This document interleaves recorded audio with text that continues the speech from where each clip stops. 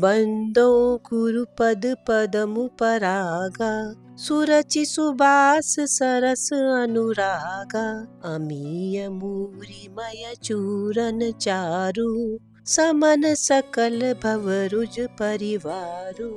सर्वप्रथम प्रीत पयोधी को मेरा नमन। ये कैसा प्रेम मेरा, पीड़ा की गूंज ने लिख दिया प्रेम इतिहास। बरसती भावनाएं हृदय माधुरी में, हुई प्रेम अगन में अकुलाहट। आस की डोर लिए अपराजिता बनी, स्मृति धुंध में मन मोगरा हुआ। आस मिलन के लिए अंतस व्यथा के साथ, प्रीत वेदना उपजी और समर्पण हुआ विरही फागुन। प्रीत उलाहना ने अंतः स्मृति में किया प्रेम साक्षर। हृदय संग्रहालय में तुम मिल जाते मुझको। ये जो मैंने अभी तक पढ़ा है, ये कोई कविता नहीं है, ये कविताओं के शीर्षक है। ये प्रीत पयोधी की कविताओं के कुछ शीर्षक हैं। जब शीर्षक इतने उत्कृष्ट हैं, तो कविता कितनी उत्कृष्ट होगी, इसका अनुमान आप खुद लगा सकते हैं। इसी उत्कृष्ट काव्य संग्रह प्रीत पयोधी में से जो आभा याजी ने लिखा है और ये बुक्स क्लिनिक से प्रकाशित हुआ है, मुझे नहीं लगता मुझे उनका परिचय देने की आवश्यकता है। इंस्टाग्राम पर उनकी खूबसूरत साहित्यिक कविताएं बहुत ही अच्छे प्रस्तुतिकरण के साथ जब प्रस्तुत होती हैं, वो मन खुश हो जाता है। उसी प्रीत पयोधी में से मैं एक कविता पढ़ रही हूँ, प्रेम इतिहास। ये मुझे बहुत खास कविता लगी क्योंकि ये पूरी कविता मुक्तक काव्य में लिखी गई है। मुक्तक काव्य की सबसे बड़ी खासियत यही होती है कि एक छंद दूसरे छंद से कोई संबंध या तारतम्य नहीं रखता, लेकिन छंद अपने आप में संपूर्ण अर्थ रखता है और ये एक छंद दूसरे छंद से कनेक्ट भी करता है। अगर छंद स्वतंत्र है तो उसमें पूरा अर्थ भी समझ में आता है। ये इसकी सबसे बड़ी जो तारीफ इसकी मुक्तक काव्य की यही है। मुक्तक काव्य में जो है कबीर के दोहे लिखे गए हैं, रहीम के दोहे, मीराबाई के पद्य जो है मुक्तक काव्य में ही लिखे गए हैं, मधुशाला मुक्तक काव्य में लिखी गई है और सबसे बड़ा जो ग्रंथ लिखा गया है बिहारी सत्से मुक्तक काव्य में लिखा गया है। तो मुक्तक काव्य में अगर हम एक छंद पढ़ लेते हैं तो जरूरी नहीं है हमें दूसरा छंद पढ़ना पड़े, वो एक छंद अपने आप में संपूर्ण स्वतंत्र है। तो चलिए मैं पढ़ती हूँ इस मुक्तक काव्य से ओतप्रोत प्रेम इतिहास। इस कविता का शीर्षक है प्रेम इतिहास। बहुत लिखी प्रेम कविताएं तुम पर, अब तुम पर एक इतिहास लिखूंगी। क्षणिक आनंद नहीं था ये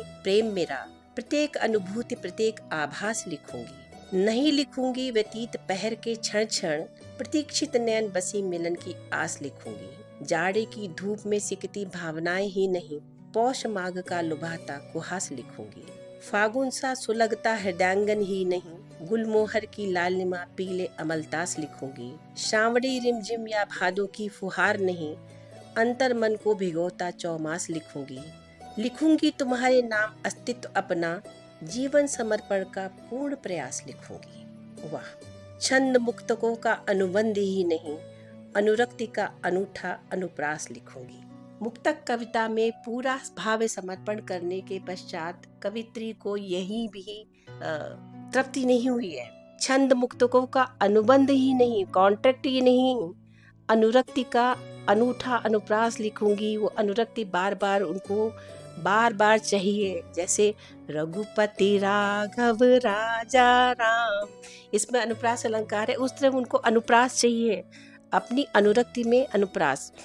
बहुत उच्च कोटि की कविता है और इनकी सारी कविताएं प्रेममयी है, कृष्णमयी है और प्रीतमयी है, प्रीतममयी है और इसके बारे में इससे ज्यादा मैं कुछ नहीं कह सकती। एक इनकी कविता है, कविताएं सभी बहुत अच्छी हैं। एक इन्होंने कविता लिखी है शब्द श्वास में से, जो कविता मुझे बहुत अच्छी लगी वो है, ना नैनों की तृष्णा का पार, ना नैनों की चाह का अंत, नैनों का सागर अथाह, नैनों की आस अनंत। हृदय गवाक्ष से भावना पहचाने, नैनों की भाषा तो नैना ही जाने। और सबसे अच्छी जो खासियत इस किताब की है कि कठिन शब्दों के अर्थ इन्होंने पीछे दिए हुए हैं। मुझ जैसे इंसान के लिए तो बहुत अच्छी रहे कि आभा जी बहुत बहुत धन्यवाद। बहुत सारे शब्दों को मुझे सीखने का अवसर प्राप्त हुआ और ये प्रीत पयोधी काव्य संग्रह इनका पहला काव्य संग्रह है। लगता नहीं है इनका पहला काव्य संग्रह है, बहुत उच्च कोटि का काव्य संग्रह है और ये प्रकाशित हुआ है बुक्स क्लिनिक से। थैंक यू वेरी मच आभा जी, इतनी अच्छी किताब मुझे भेंट करने के लिए, इतना अच्छा संग्रह भेंट करने के लिए। आपके अगले काव्य संग्रह की मुझे प्रतीक्षा रहेगी। नमस्ते।